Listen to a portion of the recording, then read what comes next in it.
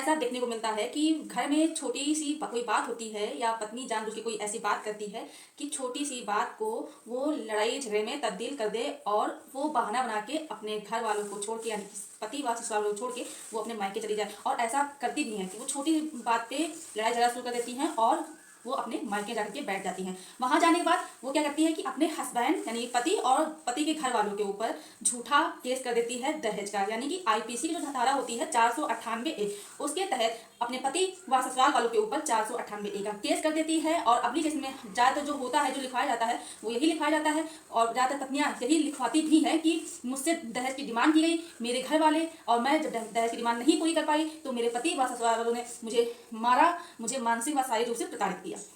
और साथ में सीआरपीसी का जो सेक्शन है 125, उसके लिए भी केस करती है अपने पति के अगेंस्ट में। तो मान लीजिए कि आपकी पत्नी अगर आपके ऊपर झूठा दहेज का केस कर देती है तो आप क्या करेंगे। तो आज हम इसी विषय में आपको बताने वाले हैं कि अगर आपकी वाइफ आपके ऊपर झूठा दहेज का केस करती है, ये वीडियो उन्हीं लोग लिए है जिनके ऊपर झूठा केस किया गया है। अगर झूठा केस करती है तो आप अपनी पत्नी को सजा दिला सकते हैं और क्या क्या प्रूफ दिखा सकते हैं, क्या क्या आपको साबित करने की जरूरत है। तो आज हम इसी विषय में विस्तार पूर्वक आपसे इस वीडियो में चर्चा करने वाले हैं। तो आप मेरे साथ वीडियो में लास्ट तक बने रहिएगा, वीडियो बिल्कुल भी स्किप नहीं करना है, तभी आपको अच्छे से जानकारी समझ में आएगी। साथ में आपको एक काम और करना है कि ये आपका ही चैनल है, अगर आप नए हैं, वीडियो को पहली बार देख रहे हैं तो प्लीज़ चैनल को सब्सक्राइब जरूर कर दें, साथ में बेल आइकन जरूर दबा दें, जिससे कि हम जो भी नई अपडेट डालें उसका नोटिफिकेशन आपके पास आता रहे और आप जानकारी प्राप्त करते रहें। नमस्कार दोस्तों, मैं एडवोकेट दिव्या, आपका मेरे इस यूट्यूब चैनल में स्वागत है। तो अब हम बात करने वाले हैं कि वाइफ क्या करती है, छोटी मोटी लड़ाई झगड़ा होता है तो वो उसको इतना बड़ा बना देती है कि बात वहाँ से वो मायके जाने की आ जाती है। और वो जो वाइफ होती है, जो पत्नी होती है, वो अपने मायके चली जाती है और वहाँ जाकर के झूठा 498A यानी कि दहेज का केस लगा देती है और एप्लीकेशन में लिखवाती है कि मुझसे दहेज की डिमांड की गई थी जो कि मेरे घर वाले पूरा नहीं कर पाए, तो मेरे ससुराल वालों ने मुझे मारना पीटना शुरू कर दिया और मुझे ताना भी देते रहते थे, यानी कि मुझे शारीरिक और मानसिक रूप से प्रताड़ित करते थे। तो अगर ये केस झूठा है, अगर ये सच है तो ये वीडियो आपके लिए नहीं है, लेकिन अगर ये झूठा केस है तो ये वीडियो आपके लिए है। आप इसे किस तरह से साबित कर सकते हैं आज हम इसी विषय में आपको बताने वाले हैं। तो प्लीज़ चैनल को सब्सक्राइब जरूर कर देना, जिससे कि आगे भी ऐसे ही आपको जानकारी मिलती रहे। आपको बता दें कि महिलाएं ज़्यादातर क्या करती हैं कि जब लड़ाई झगड़ा होता है तो वो अपने मायके चली जाती है और सबसे पहले केस करती है 498A या DV का। फिर इसके बाद अगर केस झूठा है तो आपको क्या करना है कि जब एप्लीकेशन में लिखा जाता है तो वाइफ यही लिखाती है कि दहेज की डिमांड की गई थी, जब हम पूरा नहीं कर पाए तो मेरे ससुराल वालों ने मुझे मारा पीटा, मुझे ताने दिया। तो अगर उसने ये लिखाया है कि मेरे ससुराल वालों ने मुझे मारा पीटा है तो आपको तुरंत बोलना है मेडिकल कराने के लिए कि वाइफ की मेडिकल कराया जाए, यानी मेडिकल रिपोर्ट के लिए डिमांड करनी है कोर्ट में कि अगर हम लोगों ने मारा है तो मेडिकल रिपोर्ट दिखाई जाए। तो जब आपने उसे मारा ही नहीं होगा, आपने कुछ ऐसा किया ही नहीं है जो गलत है, आपने किसी प्रकार की चोट नहीं पहुंचाई है, तो मेडिकल रिपोर्ट में ऐसा कुछ आएगा ही नहीं कि आपने मारा है। और ये अगर मेडिकल रिपोर्ट झूठी निकलती है तो आप खुद अपनी वाइफ को सजा दिला सकते हैं, जो कि आईपीसी की धारा जो 211 है उसके तहत आप उसे पनिशमेंट दिला सकते हैं, जो कि झूठी रिपोर्ट के लिए होती है। इसके साथ साथ आपको क्या करना है, दूसरा काम कि अगर वाइफ ने झूठा केस आपके साथ किया है और आपके घर में दूसरी बहू है तो आप उसे गवाह के रूप में वहाँ पर बुला सकते हैं कोर्ट में, यानी कि आपका व्यवहार कैसा, आपका व्यवहार ये साबित कर सकता है कि आप सही है, आपने कभी ऐसा किया ही नहीं है। अगर आपके घर में बहू नहीं है तो आप अपने जो आपके पड़ोस में अच्छे लोग हों, जो अच्छे समाज में रहते हों, उनको भी आप गवाह के रूप में ला सकते हैं। वो भी बता सकते हैं, वो ये कहेंगे कि आपका नेचर इस टाइप का कभी रहा ही नहीं है, आपने इस तरह से कभी किया ही नहीं है। और जब वो लोग 3-4 लोग गवाह देने जाएंगे यानी गवाही देने जाएंगे तो जो वाइफ ने कहा है हो सकता है उसमें से कोई बात झूठ साबित हो जाए।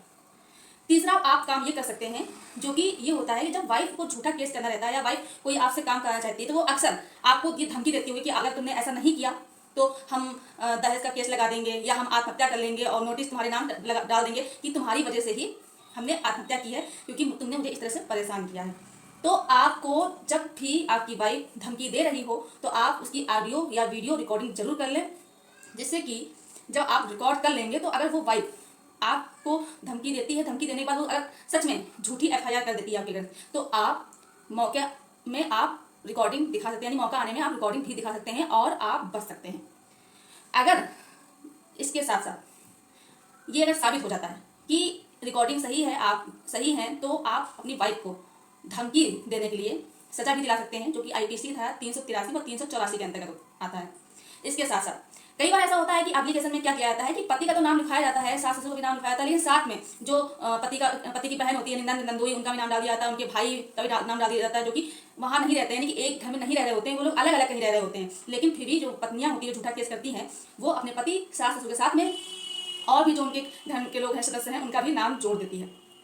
तो ये आपका ये दायित्व है कि आप ये साबित करें, आप बताएं कोर्ट में कि एक तो पहली बात हम लोग साथ में नहीं रहते हैं, हम अलग रह रहे हैं, और फिर दूसरी बात जो हमारे भाई बहन हैं वो हमारे घर से काफ़ी दूरी पर रहते हैं, तो वो आखिर मेरी वाइफ को किस तरह से प्रताड़ित कर सकते हैं।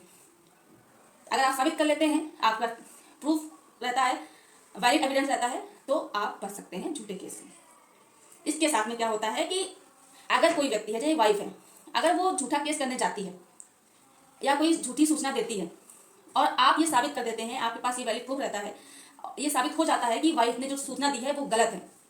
तो किसी भी सरकारी कर्मचारी को झूठी सूचना देना मतलब ये एक अपराध होता है। उसके तहत भी आप अपनी वाइफ को सजा दिला सकते हैं, जो कि सेक्शन जो आईपीसी का होता है 177,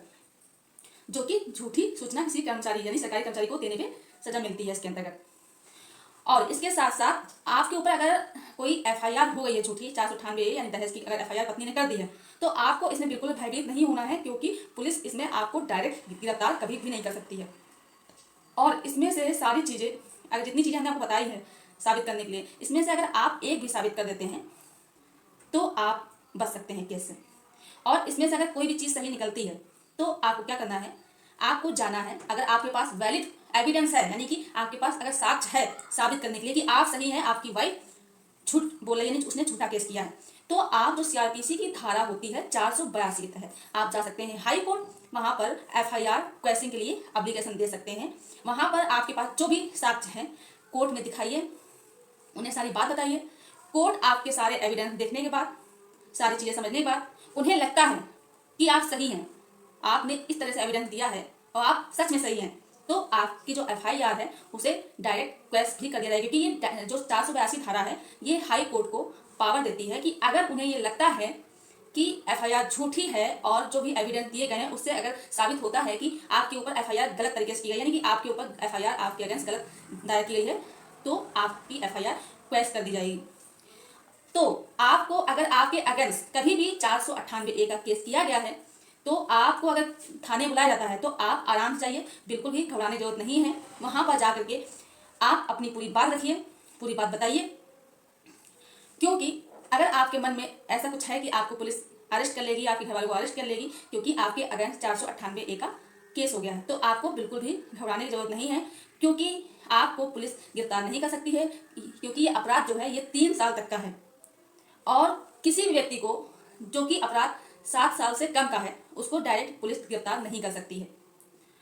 पुलिस डायरेक्ट तभी गिरफ्तार करेगी जिसका अपराध 7 साल के ऊपर का होता है। इसके साथ इसके अलावा कुछ चीजें ऐसी होती हैं जिसमें पुलिस गिरफ्तार भी कर सकती है। मान लीजिए कि आपका ऑफेंस 7 साल से कम का है, लेकिन आपको कुछ चीजें दी गई हैं, यानी कुछ नियम दिए गए हैं जिनका आपको पालन करना रहता है, आप उनका पालन नहीं करते हैं, या पुलिस को किसी चीज की शंका होती है, शक होता है किसी चीज का कि आप कोई बड़ा ऑफेंस करने वाले हैं, या आप देश से बाहर जाने वाले हैं, या आप किसी गवाह को धमकाने वाले हैं, या कोई आप एविडेंस मिटाने वाले हैं, तो इस चीज को लेकर के अगर पुलिस वालों को पता चलता है कि ऐसा इनमें से आप कोई कार्य करने वाले हैं, तो पुलिस आपको डायरेक्ट गिरफ्तार भी कर सकती है। लेकिन एक केस है जो कि Arnesh Kumar versus state of Bihar का है, जिसमें बताया गया है कि 7 साल से कम का कोई भी ऑफेंस हो उसमें पुलिस आपको डायरेक्ट गिरफ्तार नहीं कर सकती है। अगर गिरफ्तार करेगी तो उन्हें लिखित तौर पे कारण बताना होगा कि व्यक्ति को गिरफ्तार करना क्यों जरूरी था, जिसने अपराध किया है, कहीं वो गवाह को धमकाने वाला तो नहीं था, या कोई एविडेंस तो नहीं मिटाने वाला था, या वो देश छोड़ के भागने वाला तो नहीं था। ये सारी चीजें जिस वजह से पुलिस ने अरेस्ट किया है उसे लिखित तौर पे देना पड़ेगा। तो ये जानकारी आपके लिए जरूर लाभदायक रही होगी। और अगर आपकी वाइफ आपके ऊपर झूठा दहेज का केस करती है तो